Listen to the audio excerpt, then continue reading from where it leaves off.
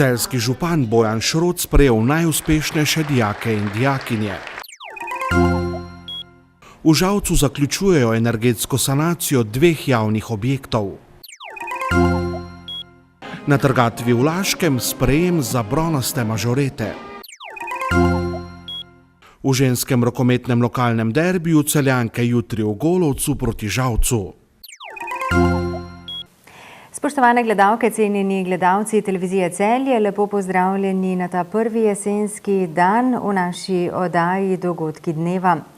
Župan mestne občine Celje Bojan Šrot je sprejel najuspešnejše dijakinje in dijake minulega šolskega leta. Teh je bilo letos kar 113. Gre za dijake, ki so z izjemnim uspehom končali poklicno ali splošno maturo, zaključili šolanje s pohvalo ali se udeležili olimpijad in svetovnih prvenstev v različnih znanjih. V minulem šolskem letu je tako 25 dijakinj in dijakov doseglo izjemen učni uspeh na splošni, 37 pa na poklicni maturi. Prav toliko jih je opravilo zaključni izpit s pohvalo, 14 pa se jih je udeležilo olimpijad in svetovnih prvenstev znanj. Meni se zdi zelo prav, da jih izpostavimo, so nenazadnje najboljši v svoji generaciji, jih postavimo tudi kot nekakšen vzor vsem ostalim, tudi tistim generacijam, ki še prihajajo, in jim ob tem, da jim izrečemo priznanje, tudi vsako leto kaj podarimo. Prav za dijake, ki so v času svojega srednješolskega izobraževanja pokazali največ motivacije za delo in dosegli posebne uspehe, je sprejem pri županu še dodatna potrditev njihovega večletnega truda. Občutki so neverjetni, po 4 letih smo končno konec. Priznali so v bistvu naše uspehe, naše dosežke, za katere smo se precej trudili vsi, tako da super. Se mi zdi, da res ta prireditev lepo je potekalo.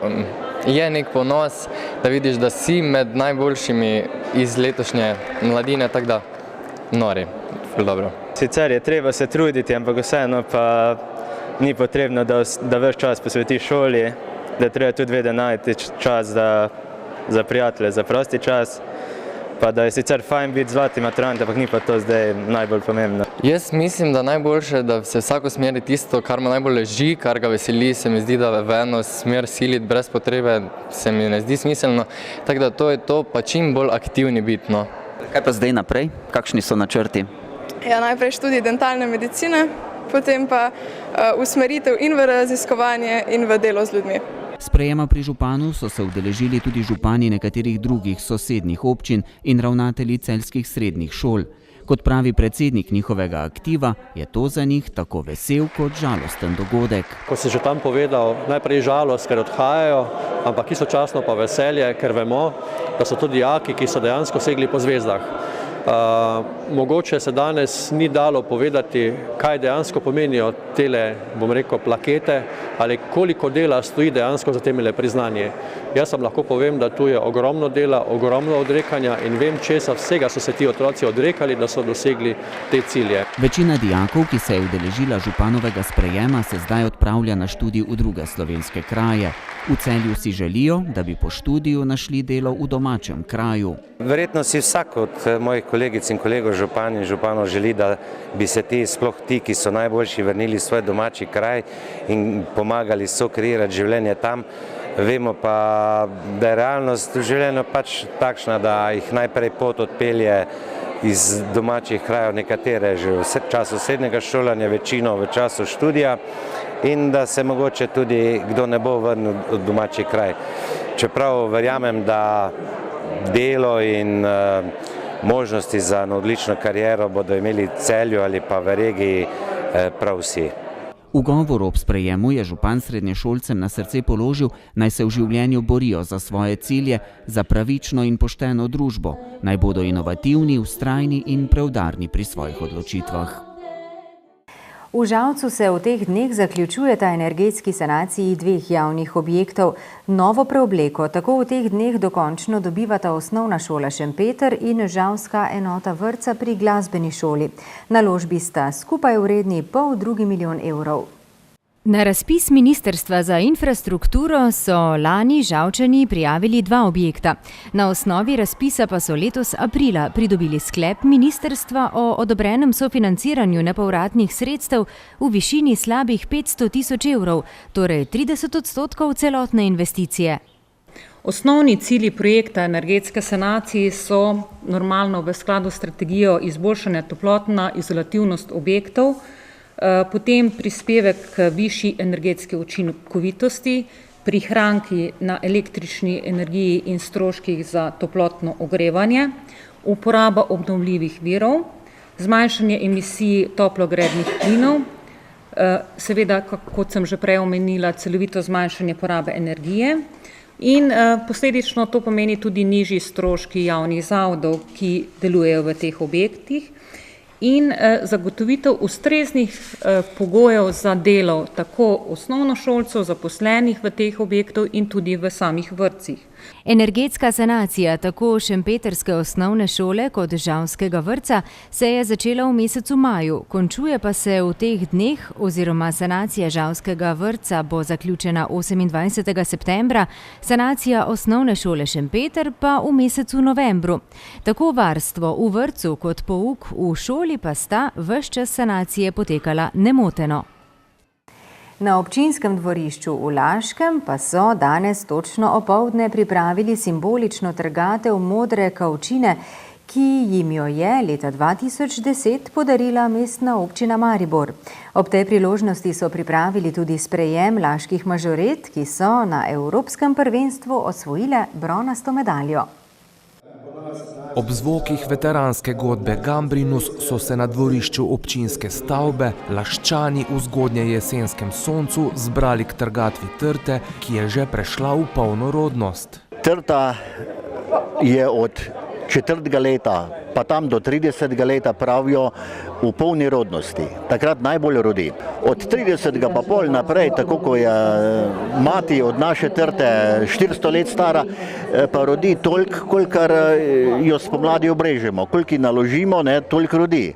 Ampak je treba kar mal mirkati, da je ne prehiter, po domače rečemo, sciramo. Z našo trto sem jaz kar zadovoljen, vsako leto ima več grozdov, lepo krasi občinsko dvorišče, tolo hišo. O ponudbi domačih pridelkov in seveda mošta smo slišali, da so bili začetki laške potomke stare trte dokaj tvegani. Prvo let smo bili pa vsi v skrbeh, pripeljali so nam jo iz Maribora, taki papirnati, suhi vrečki, korenince so bile suhe, dobro, da se nam je prijela in smo zadovoljni. Še pred domačim županom je imela letošnji pridelek kot prva čast obrati članica laških mažoret, ki pa tega ni pričakovala. V bistvu je bilo tako presenečenje, sem bila kar bolj šokirana, ko sem ji rekla, drugače pa mi ni bil problem, ko sem glih 14 dni nazaj ovirala. Pred kratkim so v Laškem gostili Evropsko prvenstvo mažoret, kjer so domača dekleta v kategoriji senior zasedla 3. mesto, a bi po mnenju mnogih medalja morala biti bolj žlahtna. V bistvu smo zelo zadovoljni z rezultatom. Dokazali smo, da si zaslužimo več kot 4. mesto na državnem tekmovanju, tako da definitivno je 3. mesto na evropskem lep rezultat. Smo pa mnenja, da v bistvu tako kot vse slovenske ekipe si tudi me zaslužimo višje uvrstitve. Koliko priprav pa so vložili v letošnje tekmovanje? Sama tekmovalna točka in parada se je začela v bistvu sestavljati in učiti že z januarjem. Takrat so do maja potekale priprave za samo državno tekmovanje, potem za evropsko tekmovanje pa smo pričeli že začetkom avgusta vsak dan, po 2 urci pa pol, 3 urce. Slišali smo tudi, kakšne morajo biti lastnosti mažorete. Mažoreta mora biti samozavestna, elegantna, mora znati v bistvu povezovati skupino, pa tudi druženje, pa to pa je vedno tako, pride zraven. V znak prijateljstva.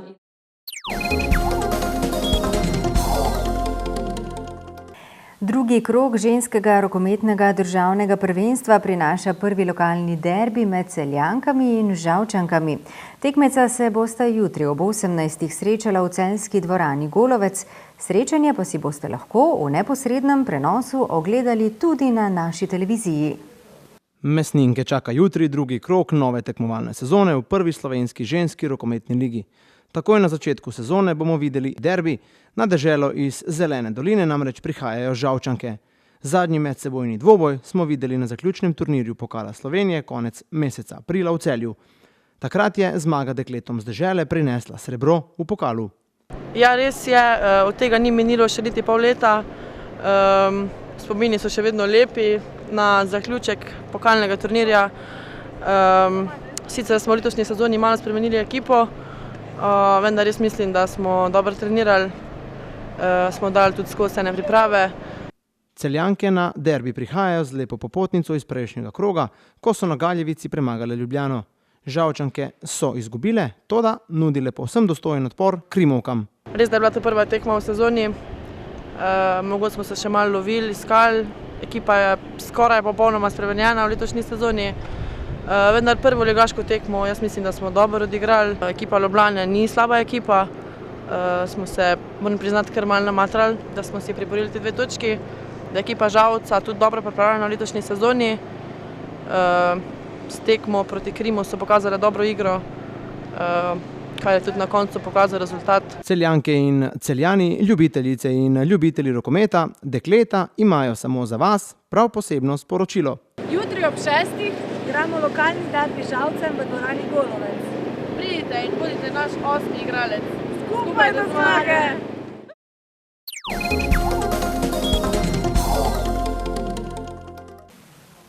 Jutri bo precej jasno z merno oblačnostjo, zjutraj in deloma dopoldne bo po nižinah megleno. Najnižje jutranje temperature bodo od 3 do 9, ob morju 12, najvišje dnevne od 19 do 23 stopinj Celzija. V nedeljo in ponedeljek bo pretežno oblačno, ponekod bo občasno rahlo deževalo. Toliko v naši oddaji. Hvala lepa, ker ste bili v naši družbi. Bodite pa z nami tudi v novem tednu. Nasvidenje torej v ponedeljek.